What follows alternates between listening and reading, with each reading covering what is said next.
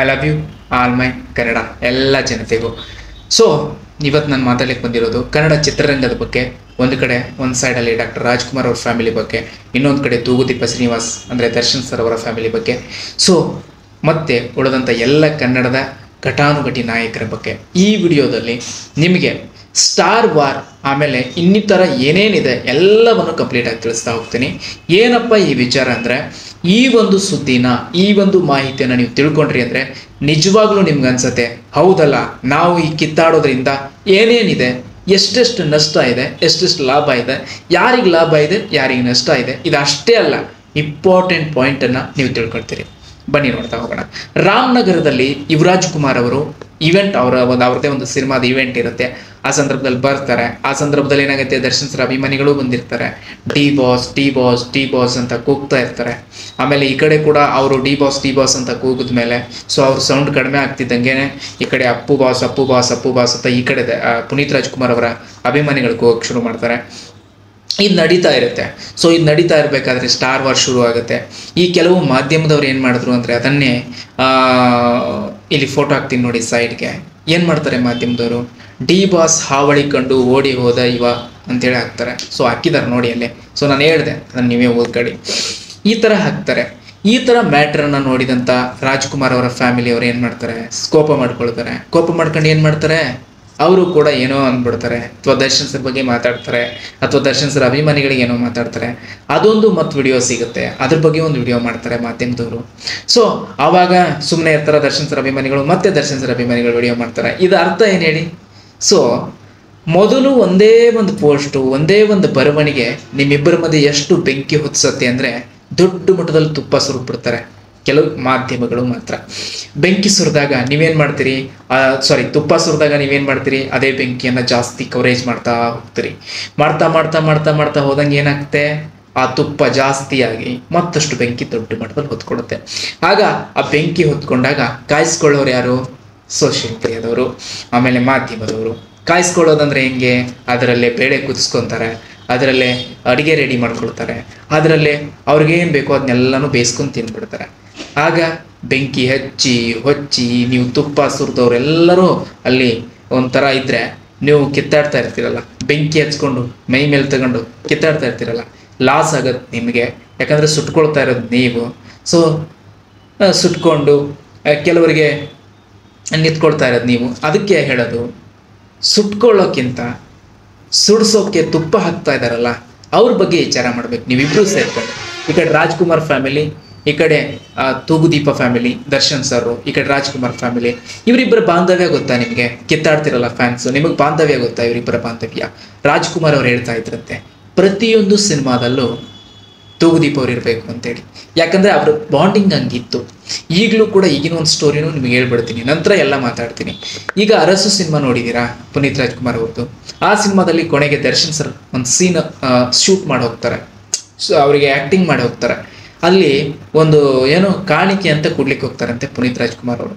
ಆವಾಗ ದರ್ಶನ್ ಸರ್ ಒಂದೇ ಮಾತು ಹೇಳಿದ್ದು, ನೀವು ಕಾಣಿಕೆ ಕೊಡ್ತೀನಿ ಅಂತ ಹೇಳಿದರೆ ನಾನು ಮೊದಲೇ ಬರ್ತಿರ್ಲಿಲ್ಲ, ನಾನು ಬಂದಿದ್ದು ಒಂದು ಸ್ನೇಹ ಬಾಂಧವ್ಯಗೋಸ್ಕರ ಹೊರತು ದುಡ್ಡಿಗೆ ಕಾಣಿಕೆಗಲ್ಲ ಅಂತೇಳಿ ಹೊರಡ್ತಾರಂತೆ.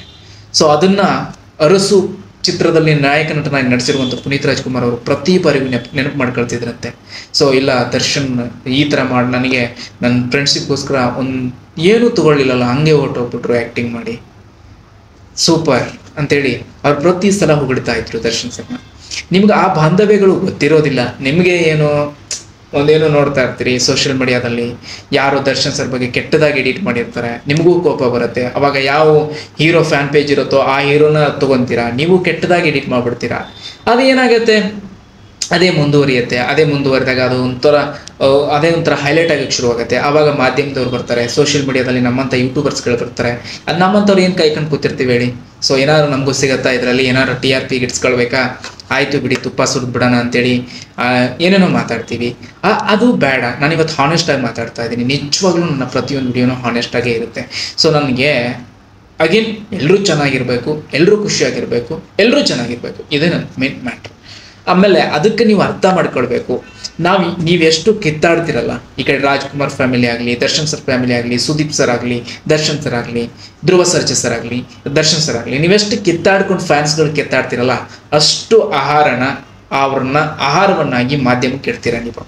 ದರ್ಶನ್ ಸರ್ ಆಗಲಿ, ದರ್ಶನ್ ಸರ್ ಫ್ಯಾನ್ಸ್ ಆಗಲಿ, ಸುದೀಪ್ ಸರ್ ಆಗಲಿ, ಸುದೀಪ್ ಸರ್ ಫ್ಯಾನ್ಸ್ ಆಗಲಿ, ಈ ಕಡೆ ರಾಜ್ಕುಮಾರ್ ಆಗಲಿ, ರಾಜ್ಕುಮಾರ್ ಫ್ಯಾಮಿಲಿ ಫ್ಯಾನ್ಸ್ ಆಗಲಿ. ಸೊ ಈ ಕಡೆ ಏನಂದ್ರೆ ನೀವೆಲ್ಲರೂ ಸಹ ಏನು ಮಾಡ್ತೀರಿ, ಆ ಎಲ್ಲ ಕಲಾವಿದರನ್ನು ಒಯ್ದು ನೀವು ಮಾಧ್ಯಮದವರಿಗೆ ಆಹಾರವನ್ನಾಗಿ ಇಡ್ತೀರ. ಈಗ ಅವ್ರೇನು ಮಾಡ್ತಾರೆ, ಅದನ್ನು ತಗೊಂಡು ನೋಡಿ ಇಲ್ಲಿ ಹಾಕಿದಾರಲ್ಲ, ಓಡಿ ಹೋದ ಡಿ ಬಾಸ್ ಹಾವಳಿಕೊಂಡು ಓಡಿ ಹೋದ ಇವ ಅಂತ ಈ ರೀತಿಯಲ್ಲಿ ಹಾಕ್ಬಿಡ್ತಾರೆ. ಅವಾಗ ನಿಮಗೆ ಸಿಟ್ಟು ಬಂದು ನೀವೇನು ಮಾಡ್ತೀರಾ, ಇನ್ನೊಂದು ಮಾಡ್ತೀರಾ, ನೋಡಿ ಡಿ ಬಾಸ್ ಅವರಿಗೆ ಟಾಂಗ್ ಕೊಟ್ಟ ಯುವರಾಜ್ ಕುಮಾರ್ ಫ್ಯಾನ್ಸ್, ಹಿಂಗೆ ಹಾಕೊಂಡು ಬೇಳೆ ಬೇಯಿಸ್ಕೊಳ್ಳೋದು ಯಾರು ಹೇಳಿ ಬೇಳೆ ಬೇಯಿಸ್ಕೊಳ್ಳೋದು ಮಾಧ್ಯಮದವರು. ನೀವೇನು ಮಾಡ್ತೀರಾ, ಸುಮ್ಮನೆ ಕಿತ್ತಾಡ್ತೀರಾ, ಸಿನಿಮಾ ಬಂದಾಗ 4 ಮಾತು ಕೂಗ್ತೀರಾ, 4 ಮಾತು ಮಾತಾಡ್ತೀರಾ, ಹಾವಳಿ ಇಟ್ಕೊಳ್ತೀರಾ, ಹೋಗ್ತೀರಾ. ಅವರು ಎಲ್ಲ ಚೆನ್ನಾಗಿದ್ರೂ ಕೂಡ ಅವ್ರ ಮಧ್ಯೆನೇ ಭಿನ್ನಾಭಿಪ್ರಾಯ ಬರೋ ಹಾಗೆ ನೋಡ್ಕೊಳ್ಳೋರು ನೀವೇ. ಈಗ ಸುದೀಪ್ ಸರ್ ಆಗಲಿ, ದರ್ಶನ್ ಸರ್ ಆಗಲಿ ಮಾತಾಡಲ್ಲ, ಬಟ್ ಅವ್ರವ್ರ ಮಧ್ಯೆ ಒಂದು ಬಾಂಡಿಂಗ್ ಇದ್ದೇ ಇರುತ್ತೆ, ಚೆನ್ನಾಗಿದ್ದೇ ಇರ್ತಾರೆ. ನೀವು ಯಾಕೆ ಅದನ್ನು ಹಾಳು ಮಾಡ್ಕೊಡ್ತೀರಿ? ಕನ್ನಡ ಚಿತ್ರರಂಗದ ಬಗ್ಗೆ ಮಾತಾಡ್ತಾ ಇರೋದು ನಾನು ಇವಾಗ, ಅರ್ಥ ಆಯ್ತಾ? ಸುದೀಪ್ ಸರ್ ಮಧ್ಯೆ ದರ್ಶನ್ ಸರ್ ಬಗ್ಗೆ ಒಂದು ಏನೋ ಒಂದು ಸಮಸ್ಯೆಗಳು ಬಂದಿರುತ್ತೆ, ದೂರ ಆಗಿರ್ತಾರೆ, ಅವ್ರದ್ದು ಮುಗೀತು.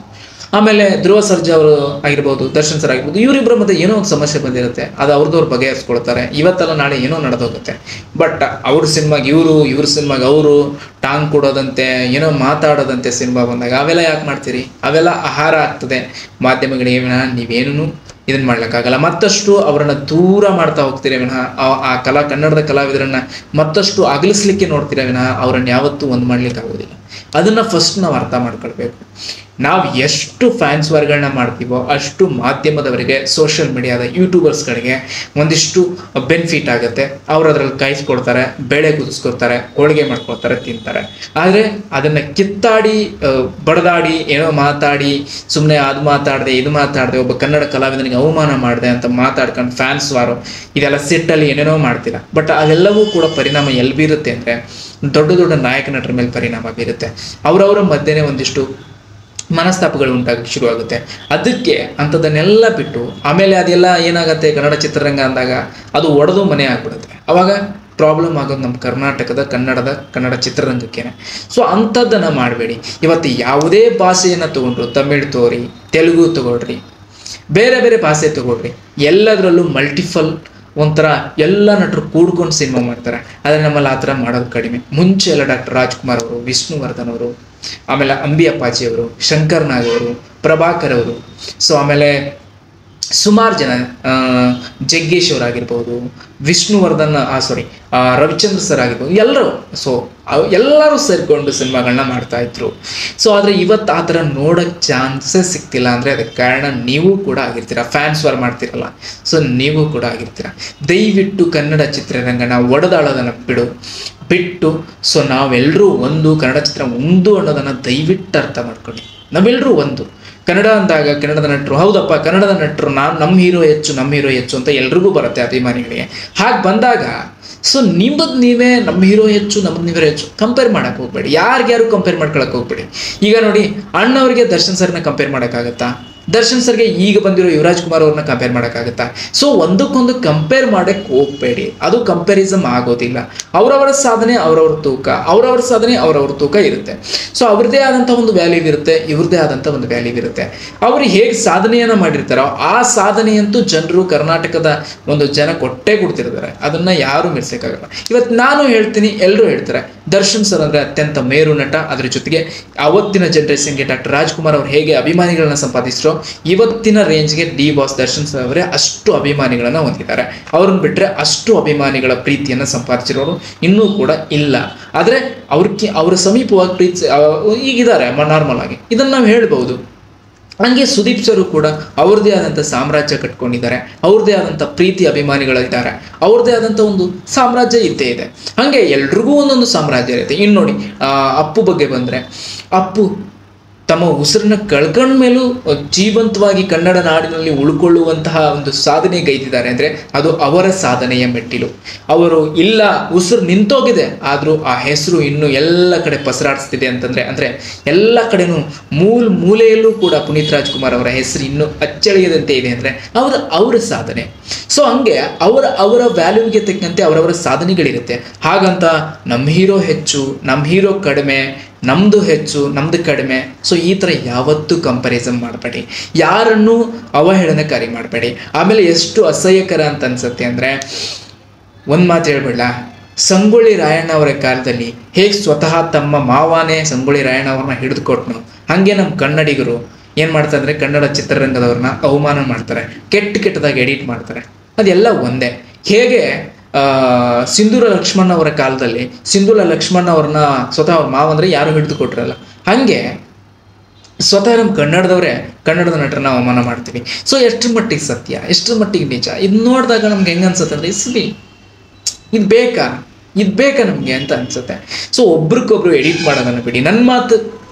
ನನ್ನ ಮಾತಂತಲ್ಲ, ಒಬ್ಬ ಕನ್ನಡದ ಮಗನಾಗಿ ಹೇಳ್ತಾ ಇದ್ದೀನಿ. ಯಾರಾದರೂ ಯಾವುದಾದ್ರೂ ಫ್ಯಾನ್ ಪೇಜ್ಗಳಲ್ಲಿ ದರ್ಶನ್ ಸರ್ ಬಗ್ಗೆ ಕೆಟ್ಟದಾಗಿರ್ಬೋದು, ಸುದೀಪ್ ಸರ್ ಬಗ್ಗೆ ಕೆಟ್ಟದಾಗಿರ್ಬೋದು, ಪುನೀತ್ ರಾಜ್ಕುಮಾರ್ ಅವ್ರ ಬಗ್ಗೆ ಕೆಟ್ಟದಾಗ ಮಾತಾಡಿರೋದಾಗಿರ್ಬೋದು, ಎಡಿಟ್ ಮಾಡಿರೋದಾಗಿರ್ಬೋದು, ಏನೇ ಆಗಲಿ ಒಬ್ಬ ನಟನ ಬಗ್ಗೆ ಕೆಟ್ಟದಾಗಿ ಎಡಿಟ್ ಮಾಡಿದರೆ ಅವುಗಳನ್ನ ಇವತ್ತೇ ಡಿಲೀಟ್ ಮಾಡಿ. ಸೊ ಇವತ್ತೆಲ್ಲರೂ ಡಿಲೀಟ್ ಮಾಡಿ. ಇವತ್ತು ಕನ್ನಡ ಚಿತ್ರರಂಗ ಅಂತೇಳಿ ಮೆರೆಸಿ. ನಿಮಗೆ ಇನ್ನೊಬ್ಬ ನಾಯಕನ ಸಿನಿಮಾ ಇಷ್ಟ ಆಗಲ್ಲ ಅಂತಂದರೆ, ಆ ಒಬ್ಬ ನಟನ ಸಿನಿಮಾ ಇಷ್ಟ ಆಗಲ್ಲಪ್ಪ ನಿಮಗೆ ನೋಡೋಕ್ಕೆ ಅಂದರೆ ಬಿಡಿ, ಬಟ್ ಆ ಸಿನಿಮಾದ ಬಗ್ಗೆ ನೆಗೆಟಿವ್ ಮಾಡ್ಲಿಕ್ಕೆ ಹೋಗ್ಬೇಡಿ, ಆ ಸಿನಿಮಾ ಚೆನ್ನಾಗಿಲ್ಲ ಅಂತ ಹೇಳಲಿಕ್ಕೆ ಹೋಗ್ಬೇಡಿ. ನಿಮಗೆ ಸಿನಿಮಾ ನೋಡಿದಿರಿ ಚೆನ್ನಾಗಿಲ್ಲ, ಓಕೆ, ಅಲ್ಲೇ 4 ಜನ ಫ್ರೆಂಡ್ಸ್ ಮುಂದೆ ನಿಮ್ಗೆ ಈ ಸಿನಿಮಾ ಚೆನ್ನಾಗಿ ಅನಿಸ್ಲಿಲ್ಲ, ನನಗೇನೋ ಚೆನ್ನಾಗಿ ಅನಿಸಿಲ್ಲ, ನಿಮ್ಗೆ ಚೆನ್ನಾಗಿ ಅನಿಸ್ಬೋದು, ಯಾಕಂದರೆ ಎಲ್ಲರದ್ದು ಒಂದೇ ಮೈಂಡ್ ಸೆಟ್ ಇರಲ್ಲ. ಹಾಗಾಗಿ ಸಿನಿಮಾ ನೋಡ್ಕೊಂಬನ್ನಿ. ಆವಾಗ ಏನಾಗುತ್ತೆ ಅಂದರೆ ಕಲಾವಿದರಿಗೆ ಒಂದು ಹುರುಪು ಬಂದಂಗೆ ಆಗುತ್ತೆ, ಕಲಾವಿದರ ಜೀವನ ನಡೆಯುತ್ತೆ. ಸೊ ದಯವಿಟ್ಟು ಆಮೇಲೆ ಇನ್ನೊಂದು ವಿಚಾರ ನಿಮ್ಗೆ ಹೇಳಲೇಬೇಕು. ಈಗ ಹೊಸೊಬ್ರು ಬಂದಂಥ ಕನ್ನಡ ಕಲಾವಿದರಿಗೆ ಎಷ್ಟು ಜನ ಕಲಾವಿದರಿಗೆ ಸಹಕಾರ ಸಿಕ್ಕಿದೆ. ಈಗೊಬ್ಬ ಯುವರಾಜ್ ಕುಮಾರ್ ಅವರು ಇಟ್ಕೊಳ್ಳಿ, ಇವರು ರಾಜ್ಕುಮಾರ್ ಅವ್ರ ಫ್ಯಾಮಿಲಿ, ಪುನೀತ್ ರಾಜ್ಕುಮಾರ್ ಅವರ ಅಣ್ಣನ ಮಗ. ಸೊ ಹಿಂಗೆ ಅಂದಾಗ ಅವ್ರಿಗೊಂದು ಪ್ರೀತಿ ವಾತ್ಸಲ್ಯ ಸಿಕ್ತು, ಎಕ್ಕ ಆಗಲಿ ಇವ ಆಗಲಿ. ಸೊ ಈ ರೀತಿ ಸಿನಿಮಾಗಳು ಅವರು ಒಂದು ಜನರ ಮುಂದೆ ಬರುತ್ತೆ. ಅದೇ ಯುವರಾಜ್ ಕುಮಾರ್ ಅವರು ಒಬ್ಬ ಸಾಮಾನ್ಯ ಎಲ್ಲೋ ಒಂದು ಕಡೆ ಹುಟ್ಟಿ ಸೊ ಬಂದು ಇವ ಸಿನಿಮಾ ಮಾಡಿದ್ರೆ ಆ ಸಿನಿಮಾ ಹೈಲೈಟ್ ಆಗ್ತಿತ್ತ, ಅಥವಾ ಎಕ್ಕ ಸಿನಿಮಾ ಸೌಂಡ್ ಮಾಡ್ತಿತ್ತ, ಒಂದು ಲೆವೆಲ್ಗಾದ್ರೂ ಸೌಂಡ್ ಮಾಡ್ತಿದೆ, ಒಂದು ಲೆವೆಲ್ಗಾದ್ರೂ ಬೆಳೀತಿದೆ ಅಂದರೆ ಅದಕ್ಕೆ ಕಾರಣ ಬ್ಯಾಕ್ಗ್ರೌಂಡ್. ಸೊ ಹಂಗೆ ಬ್ಯಾಕ್ಗ್ರೌಂಡ್ ಇಲ್ಲದೆ ಬಂದು ಬೆಳೆಯೋದು ತುಂಬ ಕಷ್ಟ. ಈಗ ಯಾವತ್ತೂ ಒಬ್ಬ ಹೊಸ ನಟ ಅಂತ ಇಟ್ಕೊಳ್ಳಿ, ಹೊಸ ಯಾವುದೋ ಒಬ್ಬ ಕಲಾವಿದ ಬಂದ ಬಡತನದಲ್ಲಿ ಹುಟ್ಟಿ ಬೆಂದು ನೊಂದು ಬಂದು ಒಂದು ಸಿನಿಮಾ ಮಾಡ್ತಾರೆ. ಸಿನಿಮಾ ಮಾಡಿದ ತಕ್ಷಣ ಅವ್ರ ಸಿನಿಮಾ ನೋಡೋದಿಲ್ಲ, ಜನ ರೆಸ್ಪಾನ್ಸ್ ಮಾಡೋದಿಲ್ಲ, ಯಾವುದೇ ರೀತಿಯಾದಂಥ ಥಿಯೇಟ್ರಿಗೆ ಜನ ಬರೋದಿಲ್ಲ. ಹಾಗೆಷ್ಟು ಆ ಕಲಾವಿದನಿಗೆ ಮೋಸ ಆಗುತ್ತೆ ಅಂದರೆ, ಇಲ್ಲಪ್ಪ ಇಲ್ಲೆಲ್ಲ ಹಿಂದಿನಿಂದ ಇದ್ರೇನೆ ಮಾತ್ರ ಎಲ್ಲ ಮಾಡ್ಲಿಕ್ಕಾಗೋದು ಅಂತ ಅರ್ಥ ಆಗ್ಬಿಡುತ್ತೆ. ಹಂಗಂತ ನೀವು ಕೇಳ್ಬೋದು, ಯಾಕೆ ದರ್ಶನ್ ಸರ್ ಬ್ಯಾಕ್ಗ್ರೌಂಡ್ ಇಲ್ಲದೇ ಬಂದವರಲ್ವಾ ಅಂತೇಳಿ. ದರ್ಶನ್ ಸರ್ ಕೂಡ ಬ್ಯಾಕ್ಗ್ರೌಂಡ್ ಇಲ್ಲದೆ ಬಂದಿರಬಹುದು, ಆದರೆ ಆ ಕಾಲಕ್ಕೆ ತಕ್ಕಂತೆ ಅವರ ಹಣೆ ಬರ ಇದ್ದಂತೆ ಎಲ್ಲವೂ ಆಗ್ತಾ ಹೋಗುತ್ತೆ. ಇವತ್ತು ಯಾವುದೋ ಒಬ್ಬ ಹೊಸ ನಟ ಕನ್ನಡ ಚಿತ್ರರಂಗಕ್ಕೆ ಬಂದರೆ ಆ ನಟನ ನೀವು ಎಷ್ಟು ಪ್ರೀತಿಸಿ ಅಪ್ಕೊಳ್ತೀರಾ ಹೇಳಿ. ಆತನ ಹಣೆ ಬರ ಚೆನ್ನಾಗಿದ್ದರೆ ಆ ಸಿನಿಮಾ ಕ್ಲಿಕ್ ಆಗುತ್ತೆ, ಒಂದು ರೇಂಜಿಗೆ ಬರ್ತಾರೆ. ಆದರೆ ಅದೇ ಆ ಸಿನಿಮಾ ಈಗ ಮಾಮೂಲಾಗಿ ನಾವು ಯಶ್ ಸರ್ನ ತಗೋಬೋದು, ರಾಕಿಂಗ್ ಸ್ಟಾರ್ ಯಶ್ ಸರ್ನ, ಅವ್ರ ಬ್ಯಾಕ್ಗ್ರೌಂಡ್ ಇಲ್ಲದೇ ಬಂದವರು, ಬಟ್ ಇವತ್ತು ಹೆಂಗಿದ್ದಾರೆ, ಯಾವ ಸ್ಟ್ಯಾಂಡಲ್ಲಿದ್ದಾರೆ. ಸೊ ಅದನ್ನು ನಾವು ಅರ್ಥ ಮಾಡ್ಕೊಳ್ಬೇಕು. ಅಂದರೆ ಅವರ ಹಣೆ ಬರ ಚೆನ್ನಾಗಿದ್ರೆ ಆ ಕಲಾದೇವಿಯಲ್ಲಿಯೇ ಅದೊಂದು ಅವರ ಸೇವೆ ಸಲ್ಲಿಸಲೇಬೇಕು ಅಂತ ಭಗವಂತ ಬರೆದಿದ್ರೆ ಖಂಡಿತ ಸಿನಿಮಾ ಕ್ಲಿಕ್ ಆಗುತ್ತೆ. ಇಲ್ಲ ಅಂದರೆ ಎಷ್ಟೋ ಜನ ಕನ್ನಡ ಚಿತ್ರರಂಗದಲ್ಲಿ ಸಿನಿಮಾ ಮಾಡಿದ್ದಾರೆ, ಆ ಸಿನಿಮಾಗಳೆಲ್ಲ ಬಿದ್ದು ಹೋಗಿ ಹಾಳಾಗಿ ಹೋಗಿದೆ. ಯಾರು ಸಪೋರ್ಟ್ ಮಾಡಲ್ಲ, ಯಾರು ನಿಂತ್ಕೊಳ್ಳಲ್ಲ, ಬರೀ ಫ್ಯಾನ್ ಸ್ಟಾಡಿಸಮ್ ಇವತ್ತು ಉಳಿದಿರೋದಿದೆ ಅಷ್ಟೇ. ನಾನು ಪ್ರೀತಿಯಿಂದ ನಿಮ್ಮೆಲ್ರಿಗೂ ಕೇಳ್ಕೊಳ್ತೀನಿ, ಇವತ್ತು ತಮಿಳ್, ತೆಲುಗು, ಮಲಯಾಳಂ ಸಾಕಷ್ಟು ಭಾಷೆಗಳಲ್ಲಿ ಮಲ್ಟಿಪಲ್ ಚಾಯ್ಸ್ ಸಿನಿಮಾಗಳು ಬರುತ್ತೆ ಅಂದರೆ ಕಾರಣ ಇಷ್ಟೇ. ಅವರಲ್ಲಿ ಅಭಿಮಾನಿಗಳು ಕಿತ್ತಾಡೋಲ್ಲ, ಅವರವರ ಮಧ್ಯೆ ಕೆಟ್ಟದಾಗಿ ಬಿಂಬಿಸೋಲ್ಲ, ಅವರವರ ಮಧ್ಯೆನೇ ಅವ್ರ ಬೆಂಕಿ ಇಟ್ಕೊಂಡು ಬಂದರೆ ಬೇರೆ ಬೇರೆ ಭಾಷೆಗಳ ಜೊತೆಗೆ ಬರ್ತಾರೆ. ಕಾರಣ ಇಷ್ಟೇ. ಸೊ ಅವರ ಭಾಷೆ ಮೇಲಿರೋ ಅಭಿಮಾನ, ಅವರ ಕಲಾವಿದರ ಮೇಲಿರೋ ಅಭಿಮಾನ ಅವ್ರು ತೋರಿಸ್ಕೊಡ್ತಾರೆ. ಆಮೇಲೆ ಒಬ್ಬ ನಾಯಕ ನಟನ ಸಿನಿಮಾಗೆ ಒಬ್ಬ ನಾಯಕ ನಟನ ಅಭಿಮಾನಿಗಳು ಸಪೋರ್ಟ್ ಮಾಡ್ತಾರೆ. ಸೊ ಅಷ್ಟು ಪ್ರೀತಿ ವಾತ್ಸಲ್ಯ ಅವರಲ್ಲಿದೆ. ಅದನ್ನು ನಮ್ಮ ಕನ್ನಡದಲ್ಲೂ ಬೆಳೆಸ್ಕೊಳ್ಬೇಕು. ಅವರನ್ನು ನೋಡಿ ಕಲಿಬೇಕು ಅಂತಲ್ಲ, ನಮ್ಮಲ್ಲಿ ಕಲ್ತಿದ್ದೀವಿ, ಆದರೆ ಅದು ಜ್ಞಾನಕ್ಕೆ ಬಂದು ಕಾರ್ಯರೂಪಕ್ಕೆ ಬರ್ತಾ ಇಲ್ಲ ಅಷ್ಟೇ. ಸೊ ಅದನ್ನು ಕಾರ್ಯರೂಪಕ್ಕೆ ತರುವಂಥ ಪ್ರಯತ್ನ ಮಾಡಿ. ನಮ್ಮ ಕನ್ನಡ ಗಟ್ಟಿಯಾಗಿರಲಿ, ನಮ್ಮ ಕನ್ನಡದ ಕಲಾವಿದರು ಒಗ್ಗಟ್ಟಾಗಿರಲಿ ಅಂತ ನೀವು ಪ್ರತಿ ಕ್ಷಣವೂ ಕೂಡ ನಿಮ್ಮ ಆ ಒಳ್ಳೆ ಮನಸ್ಥಿತಿ ಹೇಳ್ತಿತ್ತು ಅಂತಂದರೆ ದಯವಿಟ್ಟು ಇವತ್ತೇ ದರ್ಶನ್ ಸರ್ ಬಗ್ಗೆ ಆಗಲಿ, ಸುದೀಪ್ ಸರ್ ಬಗ್ಗೆ ಆಗಲಿ, ಪುನೀತ್ ಸರ್ ಬಗ್ಗೆ ಆಗಲಿ, ಶಿವಣ್ಣ ಸರ್ ಬಗ್ಗೆ ಆಗಲಿ, ಧ್ರುವ ಸರ್ಜಾ ಸರ್ ಬಗ್ಗೆ ಆಗಲಿ, ಯಾರ ಬಗ್ಗೆ ಕೆಟ್ಟದಾಗಿ ಎಡಿಟ್ ಮಾಡಿದ್ರು ಅವೆಲ್ಲನೂ ಡಿಲೀಟ್ ಮಾಡಿ ಕನ್ನಡದ ಎಲ್ಲ ನಟರನ್ನು ಒಂದೇ ಕಡೆ ಸೇರಿಸಿ ಆ ಪೋಸ್ಟ್ಗಳನ್ನು ಹಾಕಿ ಟ್ರೆಂಡ್ ಮಾಡಿ. ಬೇಕಂದ್ರೆ ಪರಭಾಷೆ ನಾಯಕ ನಟರಿಗೂ ಭಯ ಹುಟ್ಟಿಸುತ್ತೆ. ಸೊ ಏನಪ್ಪ ಇದು ಅಂತೇಳಿ ಆ ಥರದ್ದು ಏನಾದರೂ ಒಂದು ಟ್ವಿಸ್ಟ್ ಕೊಡಿ. ಅದು ಬಿಟ್ಟು ದಿನ ಎದ್ದಿದ್ದೆ ಬೆಳಗ್ಗೆ ಎದ್ರೆ ಆ ನಟನ ಫ್ಯಾನ್ಸ್ ಕಿತ್ತಾಡೋದು, ಈ ನಟನಿಗೆ ಹುಟ್ಟೆ ಅದು ಮಾಡೋದು, ಇದು ಮಾಡೋದು, ಈಗೆಲ್ಲ ಮಾಡಿದಾಗ ನಾನು ಮೊದಲೇ ಹೇಳಿದ್ನಲ್ಲ ನಿಮಗೆ, ಕೆಲವ್ರಿಗೆ ಆಹಾರ ಆಗುತ್ತೆ, ಕೆಲವರು ನೀವು ಹಚ್ಚಿರೋ ಬೆಂಕಿಯಲ್ಲಿ ಬೇಳೆ ಬೇಯಿಸ್ಕೊಳ್ತಾರೆ, ಇನ್ನು ಕೆಲವ್ರು ಹೋಳಿಗೆ ಮಾಡ್ಕೊಂಡು ತಿಂತಾರೆ, ಏನೇನೋ ಮಾಡ್ಕೋತಾರೆ. ಸೊ ಅದೇ ನಮಗೇನು ನಷ್ಟ ಇಲ್ಲ, ನನಗೂ ಏನು ನಷ್ಟ ಇಲ್ಲ, ನಾನು ಕೂಡ ಮಾಡ್ಕೊಂಡು ಕೂತ್ಕೋಬೋದು. ಅಲ್ಲಿ ಮಾಡಿದ್ರು, ಓಡಿ ಹೋದರು, ಇವರು ಓಡಿ ಬಂದರು, ಸುಮ್ಮನೆ ಏನೋ ಮಾಡಿ TRP ಗಿಟ್ಟಿಸ್ಕೊಂಡು ಅದು ಹಾನೆಸ್ಟೆಡ್ ಅಲ್ಲ. ಅದು ಸುಮ್ಮನೆ ಅದು ಇನ್ನೊಬ್ಬರ ಮಧ್ಯೆ ಬೆಂಕಿ ಇಟ್ಟು ಬೇಳೆ ಬೇಯಿಸ್ಕೊಂಡು ಹೋಳಿಗೆ ತುಪ್ಪ ತಿನ್ನೋದು ಅದು ಚೆನ್ನಾಗಿರಲ್ಲ. ಸೊ ಯಾಕಂದ್ರೆ ನಾನು ಕೂಡ ಒಬ್ಬ ಕನ್ನಡವನ ಪುತ್ರ. ಸೊ ನನ್ನ ಚಾನಲ್ ನೇಮೇ ಬಂದ್ಬಿಟ್ಟದು. ಅದಕ್ಕೋಸ್ಕರ ನಾನು ಯಾವತ್ತೂ ಕೂಡ ಅಂಥದ್ದನ್ನೇ ಮಾಡಲ್ಲ. ಸೊ ಏನಿರುತ್ತೋ ಮ್ಯಾಟ್ರ್ ತಿಳಿಸೋಕ್ಕೆ ಪ್ರಯತ್ನ ಪಟ್ಟಿರ್ತೀನಿ, ಆದರೆ ಅದನ್ನು ನೀವು ತಪ್ಪಾಗಿ ತಿಳ್ಕೊಂಡ್ರೆ ತಪ್ಪಾಗುತ್ತೆ. ಸೊ ದಯವಿಟ್ಟು ಎಲ್ಲ ಕನ್ನಡದ ನನ್ನ ಡಿ ಬಾಸ್ ದರ್ಶನ್ ಸರ್ ಅಭಿಮಾನಿಗಳಾಗಿರ್ಬೋದು, ಸುದೀಪ್ ಸರ್ ಅಭಿಮಾನಿಗಳಾಗಿರ್ಬೋದು, ಆಮೇಲೆ ಪುನೀತ್ ಸರ್ ಅಭಿಮಾನಿಗಳಾಗಿರ್ಬೋದು, ಎಲ್ಲ ಕನ್ನಡದ ಅಭಿಮಾನಿಗಳಾಗಿರ್ಬೋದು, ನಾನು ಎಲ್ರಿಗೂ ಕೇಳ್ಕೊಳ್ತೀನಿ, ದಯವಿಟ್ಟು ಸ್ಟಾರ್ ವಾರ್ ಇದೇನು ಸ್ಟಾಡೀಸ್ ಅಂತ ನೋಡಿ ನಂಗೆ ಅದು ಹೇಳೋಕ್ಕೂ ಒಂಥರ ಅನ್ಸೋದೆ, ಬಾಯಿಗೆ ಬರ್ತಾ ಇಲ್ಲ. ಇದು ಸ್ಟಾರ್ ವಾರ್. ಸೊ ಅದನ್ನು ದಯವಿಟ್ಟು ನಿಲ್ಲಿಸ್ಬೇಡಿ ಪ್ಲೀಸ್. ಒಬ್ಬ ಕನ್ನಡದ ಒಬ್ಬ ಪ್ರಜೆಯಾಗಿ, ಕನ್ನಡದ ಒಬ್ಬ ಮಗನಾಗಿ ಸೊ ದಯವಿಟ್ಟು ನಿಮ್ಮೆಲ್ಲರ ಹತ್ರ ಕೈ ಮುಗಿದು ಕೇಳ್ಕೊತೀನಿ, ದಯವಿಟ್ಟು ಇದು ಸ್ಟಾಡಿಸಮು ಅದು ಇದು ಎಲ್ಲ ನಿಲ್ಲಿಸ್ಬೇಡಿ. ಒಂದು ವಾಕ್ಯ ಇದೆ ಗೊತ್ತಾ, ಸ್ಟಾರು ವಾರು ಎಲ್ಲ ಯಾಕೆ ಅಂಥೇಳಿ ಒಂದು ಸಾಂಗ್ ಇದೆ, ಮೊದಲು ಬಂದು ಕನ್ನಡ ಸಿನಿಮಾ ನೋಡಿ ಅಂತೇಳಿ. ಸೊ ದಯವಿಟ್ಟು ಅದನ್ನು ಪಾಲಿಸ್ಕೊಂಡು ಹೋಗ್ರಿ. ಅದ್ರ ಜೊತೆಗೆ ಎಲ್ಲರೂ ಅದರದ್ದೇ ಆದಂಥ ಮಹತ್ವ ಇರಲಿ. ಆಮೇಲೆ ಅದು ಇದು ಅಂತೇಳಿ ಸುಮ್ಮನೆ ಸ್ಟಾರ್ ವಾರ್ಗಳನ್ನ ಮಾಡ್ಕೋಬೇಡಿ. ಸೊ ಇಷ್ಟು ಮಾಹಿತಿನ ನಾನು ತಿಳಿಸಿದ್ದೀನಿ. ನಿಮಗೆ ಇನ್ನೊಂದು ಸರಿ ಒಂದೇ ಮಾತನ್ನು ಹೇಳ್ತೀನಿ, ನೀವು ಎಷ್ಟು ಕಿತ್ತಾಡ್ಕೊಳ್ತೀರೋ, ನಿಮ್ಮ ಬಗ್ಗೆ ಎಷ್ಟು ನೀವು ತುಪ್ಪ ಇನ್ನೊಬ್ಬರು ಸುರಿದಿರೋ ತುಪ್ಪನ ಯೂಸ್ ಮಾಡ್ಕೊಂಡು ಅದನ್ನು ಹೊತ್ತಿಸ್ಕೊಳ್ತೀರೋ ಅಷ್ಟು ಇನ್ನೊಬ್ಬರಿಗೆ ಅದು ಯೂಸ್ ಆಗುತ್ತೆ. ಬೇಳೆ ಬೇಯಿಸ್ಕೊಳ್ತಾರೆ, ತುಪ್ಪ ಹೋಳಿಗೆ ತಿಂತಾರೆ, ಅವರು ಆರಾಮಾಗಿರ್ತಾರೆ. ಕಿತ್ತಾಡಿಕೊಂಡು ನಿಮ್ಮ ಹೀರೋಗಳ ಮಧ್ಯೆ ನೀವೇ ದೂರ ಮಾಡ್ತೀರಿ, ಚೆನ್ನಾಗಿದ್ದವ್ರನ್ನೂ ದೂರ ಮಾಡ್ತೀರಿ, ಅಲ್ಲಿ ನೀವು ಬೆಂಕಿ ಸುರಿತೀರಿ. ಸೊ ಅದನ್ನು ಮಾಡಬೇಡಿ. ಇನ್ನೊಬ್ಬರಿಗೆ ನೀವು ಬೆಂಕಿ ಇಟ್ಕೊಂಡು ಇನ್ನೊಬ್ಬರಿಗೆ ಬೇಳೆ ಬೇಯಿಸ್ಕೊಳ್ಳೋಕೆ ಅವಕಾಶ ಕೊಡಬೇಡಿ. ಸೊ ನೀವೆಲ್ಲರೂ ಕೂಡ ಚೆನ್ನಾಗಿರಿ. ಆದಷ್ಟು ಕನ್ನಡ ಚಿತ್ರರಂಗದ ಜನತೆ ಆ ಕಲಾವಿದರನ್ನ ಒಗ್ಗಟ್ಟಿನಿಂದ ನೋಡುವಂತಹ ಆಸೆಯನ್ನು ಇಟ್ಕೊಳ್ಳಿ. ಆದಷ್ಟು ಒಬ್ರಿಗೊಬ್ರು ಹೆಲ್ಪ್ ಮಾಡ್ತಾಯಿರಿ, ಆದಷ್ಟು ಒಬ್ರಿಗೊಬ್ರು ಎಲ್ಲ ನಟರಿಗೂ ಚೈಕರ ಆಗ್ತಾಯಿರಿ. ಆಮೇಲೆ ಕಲಾವಿದರು ಅಂದಾಗ ಎಲ್ಲರ ಜೀವನನೂ ಕಷ್ಟನೂ ಇರುತ್ತೆ, ಸುಖನೂ ಇರುತ್ತೆ, ನೆಮ್ಮದಿನೂ ಇರುತ್ತೆ, ನೆಮ್ಮದಿ ಇಲ್ಲದೇನೂ ಇರುತ್ತೆ. ದಯವಿಟ್ಟು ಅದನ್ನು ಅರ್ಥ ಮಾಡ್ಕೊಂಡು ಒಬ್ಬ ಕಲಾವಿದನಿಗೆ ಅವಮಾನ ಮಾಡಿ, ಹರ್ಟ್ ಮಾಡಿ, ಆ ವ್ಯಕ್ತಿಗೆ ಏನೋ ಮಾಡಿ, ಸೊ ಆ ಥರ ಮಾಡಬೇಡಿ. ಎಲ್ಲ ಕಲಾವಿದರ ಜೀವನನೂ ಒಂದೇ ಇರುತ್ತೆ. ಸೊ ಆಮೇಲೆ ಎಲ್ಲ ಕಲಾವಿದರ ಜೀವನನೂ ಒಂದೇ ಥರ ಇರಲ್ಲ. ಅರ್ಥ ಆಯಿತು ಅಂತ ಅನ್ಕೊಡು. ಎಲ್ಲ ಕಲಾವಿದರ ಜೀವನನೂ ಒಂದೇ ಇರುತ್ತೆ, ಆದರೆ ಎಲ್ಲ ಕಲಾವಿದರ ಜೀವನ ಒಂದೇ ಥರ ಇರಲ್ಲ. ಸೊ ಅದನ್ನು ಫಸ್ಟ್ ನಾವು ಅರ್ಥ ಮಾಡ್ಕೋಬೇಕು. ಯಾರು ಕಂಪ್ಯಾರಿಸನ್ ಮಾಡೋಕೆ ಹೋಗ್ಬೇಡಿ.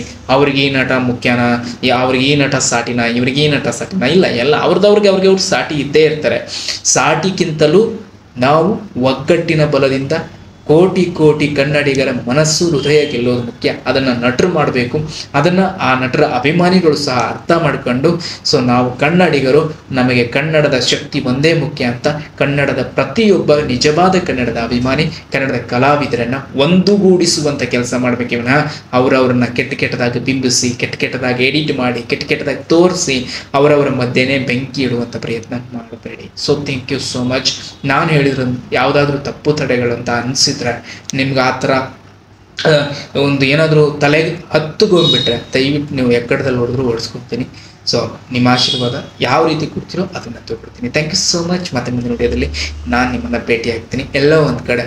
ಸೊ ನನ್ನ ಮೇಲೆ ಪ್ರೀತಿ ಇದ್ದರೆ ನನಗೂ ಕೂಡ ಸಪೋರ್ಟ್ ಮಾಡಬೇಕು. ಇದು ಒಂದು ಕನ್ನಡದ ಮಗ ಅಂತ ಅಂದ್ಕೊಂಡು ಸಬ್ಸ್ಕ್ರೈಬ್ ಮಾಡೋಕ್ಕಿದ್ರೆ ದಯವಿಟ್ಟು ಸಬ್ಸ್ಕ್ರೈಬ್ ಮಾಡಿ. Love you all. Take care. ಮತ್ತೆ ಸಿಗ್ತೀನಿ ಮುಂದಿನ ವಿಡಿಯೋದಲ್ಲಿ.